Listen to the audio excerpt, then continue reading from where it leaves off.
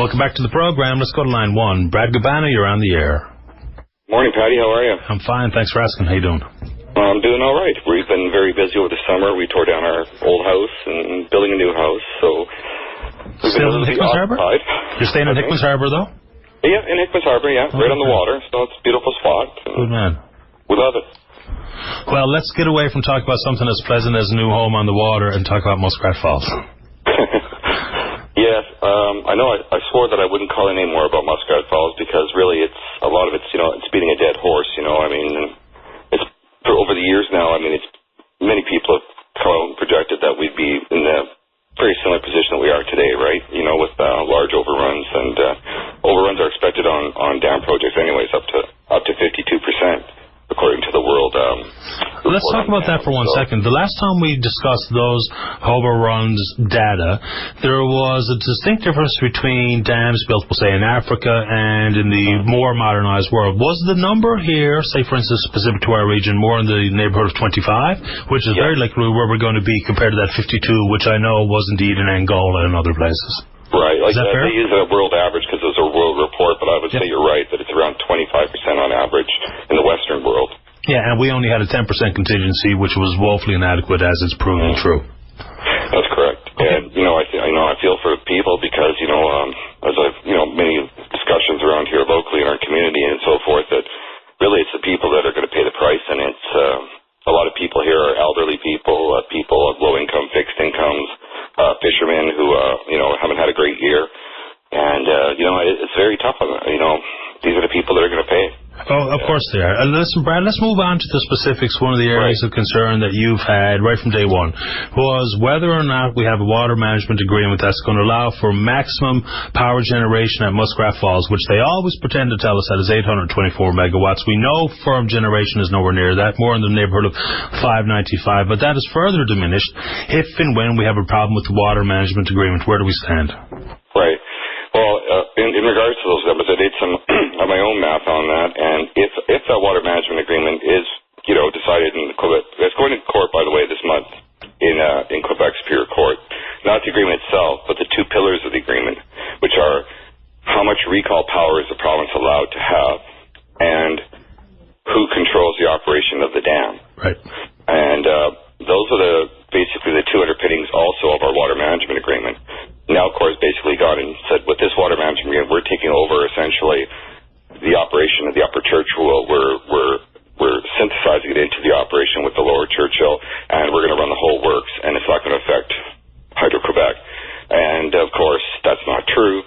And it wouldn't bother me other than the fact that I think it's not constitutional or legal, and apparently they do as well, Hydro-Quebec. So that's another surprise coming for the people in the province, and it's going to be a shocker. And the reason why it's going to be shocking is because, as you just stated, that dam cannot run at more than 20% firm capacity without it.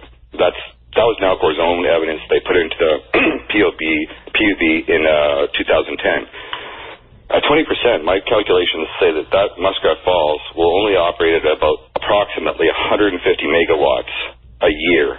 And that's working off the 595 versus 824 megawatts.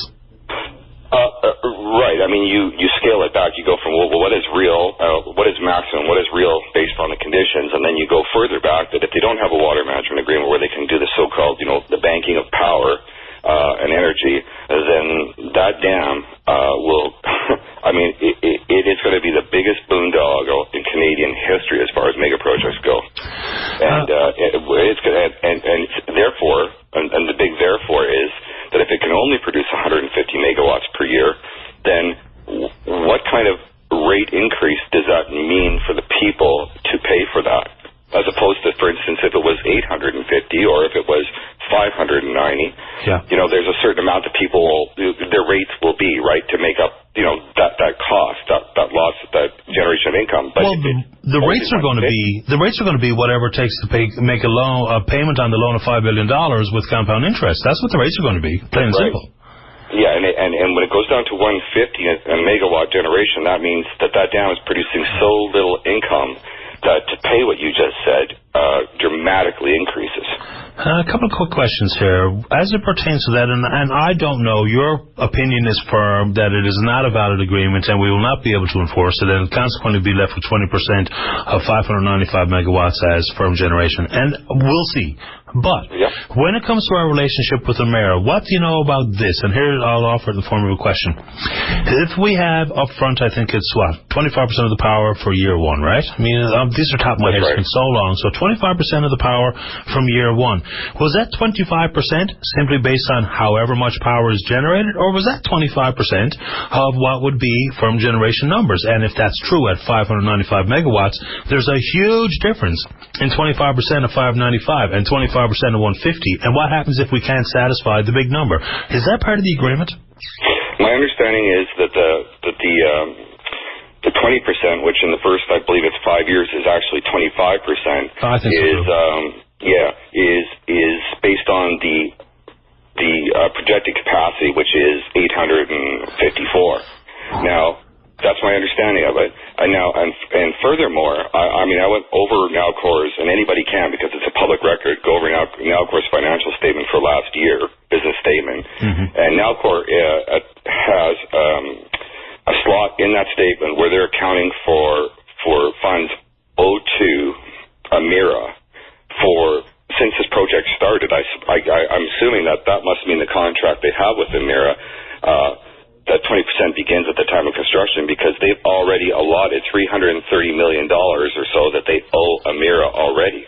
But I think that's also a real confusing part of what's going on here. I read the agreement again, and all I can ever see is no reference to compensation or penalty. All I ever see is about commencement date and a 30-day notice that in 30 days power will flow across here as per our agreement. So there was no date, there was no penalty. It simply referred to commencement date, which I find to be a pretty strange legal arrangement. And I've never seen a contract with as much vague reference to flow of power, dollars that change hands. And so I don't know any more about it than I think the rest of us who have read the damn agreement. Well, the interesting part, and maybe somebody from Nalcor could phone in and clarify that, Absolutely. is why is it accounting for $300+ million that it owes Emera already in transmission? That is in their financial statement. So maybe they could explain what that is. I think that's outside the link. I think that's on land transmission lines, that Emera will indeed be the third party, the third group that actually owns some transmission capacity. Hydro owns minimal, Newfoundland Power owns the vast majority, and I think now Emera, with this deal, will also own, beyond the maritime link for 35 years, I think there's some ownership of on-land transmission, which I think is what that money's about. But we cordially invite Nalcor to clarify, and if we don't hear back from them immediately, I will send out a formal invitation for clarification. Great, and getting back to that just quickly to that water management agreement, Patty, if that agreement is not found to be lawful, Nalcor is not entitled to then withdraw 1 megawatt of power out of the Upper Churchill. Okay? Now, they've already been doing that over and top of the 300 megawatts they're allowed. Not 1 megawatt including the recall? No, they'll be entitled to the recall, 300 megawatts, but not 1 megawatt more. So if, for instance, if they want to do this whole bank power thing, which is essentially transferring electricity from the Upper Churchill to the Lower Churchill, and then at some point in time replacing it, okay, they have to then have a power purchase agreement with Hydro-Quebec in order to do that. Yeah. And if Hydro-Quebec says, well, you know, we're not going to give you one, then Hydro-Quebec can put that project into bankruptcy. And furthermore, if Hydro-Quebec does decide that they'll do it, then they're going to do it at around, whatever they have, 5, 6, 7 cents a kilowatt hour. Of course not. Of course they won't. I mean, I think that's one of the... You know what I mean?